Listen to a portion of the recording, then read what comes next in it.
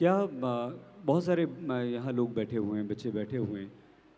ऐसा लगता है कि आइडिया आया, शुरुआत की, लिखा, फिर शायद नहीं पहुँच पाए, भटक गए और ख़त्म छोड़ हो गया। दिया। ऐसा होता है, ऐसे लोगों को क्या टिप्स देना चाहेंगे? ऐसे हमारे जो कि बहुत सारे स्टूडेंट्स हैं, अभी मीनाक्षी ने पूछा भी तो सबने बताया था हम लिखना चाहते हैं।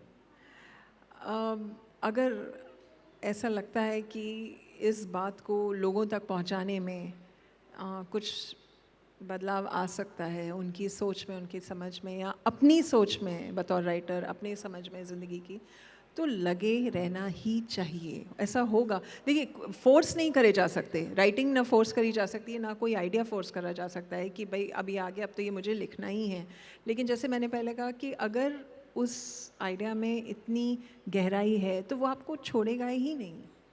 वो जब तक आपके अंदर से सब कुछ नहीं निकाल लेगा, जब तक आप उसमें पूरा अपना जो पिटारा है उड़ेल नहीं देंगे उसके अंदर, आपको नींद नहीं आएगी, आप कहीं और आपका मन नहीं लगेगा। और ये जो लिखने वाले हैं यहाँ, वो इस बात को, मेरी बात को आई एम श्योर समझ सकते हैं कि वो जो जर्नी होती है और जो रिलेशनशिप होती है आइडिया और राइटर के बीच में, वो बहुत बहुत उससे गहरी रिलेशनशिप मुझे मालूम नहीं। क्या होता क्या है? कैसे जूही जी ये होता है? आपको आइडिया आया, आपने सिनॉप्सिस लिखी और आपने किसी नहीं, मैं सिनॉप्सिस लिखती ही नहीं हूँ। अरे! ये क्या बात है? बिल्कुल, क्योंकि मैं राइटर बनने के लिए मैं राइटर नहीं बनी थी। मुझे ये नहीं मालूम कि फर्स्ट प्लॉट मतलब वो 3 एक्ट राइटिंग होती है कि अब ये होगा, 20 मिनट बाद ये हो जाना चाहिए फ़िल्म में, अब ये होना चाहिए। वो जो फ़िल्म जो प्रोड्यूसर टिपिकल है या राइटिंग। फिल्म टिपिकल राइटिंग जो होती है, फिल्म राइटिंग करने के लिए जो जाते हैं, शायद वो फॉलो करते हैं। मेरे लिए राइटिंग्स एक एक्सटेंशन है मेरे अपने व्यक्तित्व का। और वो जिस तरह से मुझे मेरी दादी या मेरे घर के बड़े लोग मुझे कहानी सुनाते थे, लिखना क्या है, मतलब लिखना तो चलो शब्दों में हम उड़ेल रहे हैं, पर जो सोच है, जो कहानी है, वो उसको जितना आसान रखा जाए, जितना सहज रखा जाए, मेरे हिसाब से वो सबसे ज़्यादा काम करती है।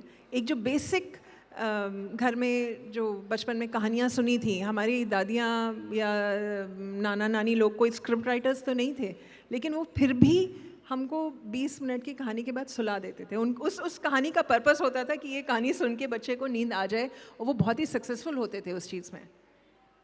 तो वो कैसे करते थे? एक एक फोकस होता है कि यहाँ वही से वो साधनी को ये होगा, फिर और कई बार वो इम्प्रॉम्प्टू होता था कि वो कोई पुरानी कहानी नहीं होती थी, वो उसी समय बना रहे होते थे। बिल्कुल, करेक्ट, बहलाने के लिए बच्चों बहलाने को के ना, लिए। हाँ। वो रिएक्शन देख रहे हैं हमारा कि अब शायद नींद आई, अब एक जमाई आई, अब दूसरी जमाई आई, अब होते होते चलो अभी सो गया। वो समझ, वो जो एक इंस्टिंक्ट है जो समझ रही है, अपनी ऑडियंस को समझ रही थी ना वो। दादी को ये पता था कि ये सुनाएंगे, ऐसे सुनाएंगे, और इस पॉइंट पे आके अगर आंसू आ गए तो फिर बोलेंगे चलो अच्छा अब सो जाओ। 7 भाइयों की एक बहन की कहानी अगर सुनाई जाएगी तो जो भी सुनेगा उसको रोना आएगा, एंड सो जाएंगे फिर उसके बाद।